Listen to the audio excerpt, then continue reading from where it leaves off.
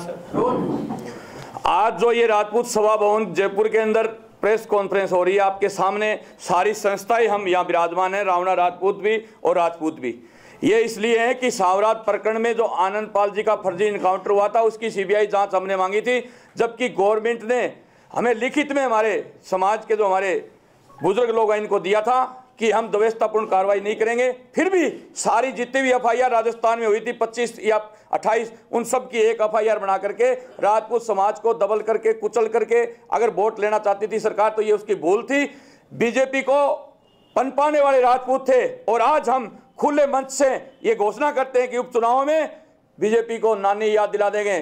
सीधा सीधा बहिष्कार कर रहे हैं बीजेपी का और उसको वोट नहीं देने देंगे एक भी। हम घर घर ढाणी ढाणी हो जाएंगे, हम तहसील हम जिला हेडक्वार्टर पे भी मीटिंग कर चुके हैं और एक एक घर ढाणी ढाणी जाकर के बीजेपी को इस चुनाव में हराने का काम करेंगे। और जो बीजेपी को बगला रहे हैं हमारे समाज के जो 23 विधायक वहां बैठे हैं सरकार के अंदर, मैं उनसे भी सीधा खुला आपके माध्यम से कहना चाहता हूं कि हम आपका भी बहिष्कार करते हैं। आपको भी सामाजिक प्रोग्रामों में, सामाजिक कोई भी प्रोग्राम कोई भी मीटिंग हो उसमें हम इनको भी नहीं बुलाएंगे जो बीजेपी के हमारे समाज के विधायक और नेता हैं। या तो वो हमारे समाज के लिए, हमारे लिए, हमारी कौम के लिए बात रखे, अगर वो हमारी बात ही नहीं रख सकते तो हम उनका भी बहिष्कार करते हैं। और रही बात पद्मावती सती माता थी हमारी, पद्मावती हमारी माँ थी और हमारी माँ पर आंच आएगी तो हम कभी सहन नहीं करेंगे। बात राजस्थान की नहीं पूरे भारत की है। हमारा संगठन पूरे भारत में 19 प्रदेशों के अंदर काम कर रहा है और इस फिल्म को हम रिलीज नहीं होने देंगे।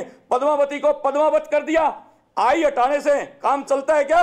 हमारा इतिहास उसके अंदर दिखाया गया है, हमारा जौहर उसमें दिखाया गया है। हमारी जौहर की ज्वाला में ये पूरी बीजेपी जल सकती है। मोदी जी स्मृति ईरानी को और राज्यवर्धन राठौड़ का इस्तीफा तुरंत प्रभाव से लो और सेंसर बोर्ड के अध्यक्ष प्रद्युमन जोशी का सस्पेंडेड ऑर्डर बर्खास्त की आदेश तुरंत प्रभाव से करो, नहीं तो वरना हम ईंट से ईंट बजा देंगे।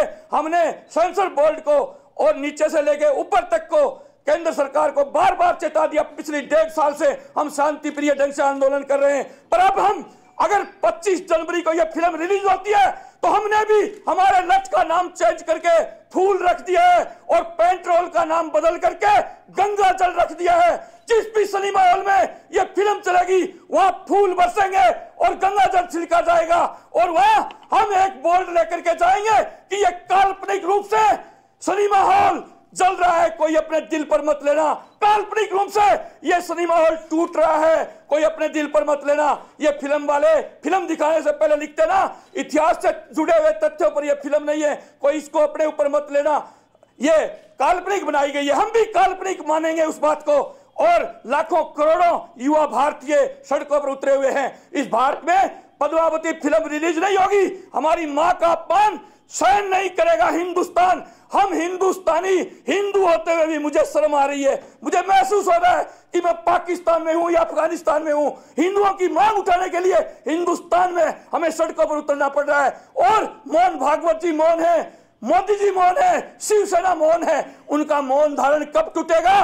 जब यह हिंदुस्तान जलेगा, पूरा हिंदुस्तान जलेगा जिस दिन यह फिल्म रिलीज होगी। और उसके लिए केंद्र सरकार और सेंसर बोर्ड जिम्मेवार होगा सीधा सीधा। इसके अलावा हमारी संस्था है, हमारा मंदिर है राजपूत सभा भवन, और उसको दबाने के लिए, उसको कुचलने के लिए आप लोगों ने 3.5 करोड़ निकाल दिए। अरे हम टैक्स पेयर हैं, बाकायदा टैक्स देते हैं, इसका हमारे डॉक्यूमेंट पूरे हैं। इस सभा भवन को कुचलने के लिए आपने ये जो एक प्रकंडा रचा है, ये हम सरकार की दमनकारी का नीति का विरोध करते हैं और सीधा सीधा केंद्र सरकार से, मोदी जी से मांग करते हैं कि राजस्थान की तरफ ध्यान दे लो, वरना हम बीजेपी को पनपाने वाले लोग आज बीजेपी से त्रस्त हैं और बीजेपी को छोड़ने पर मजबूर हैं।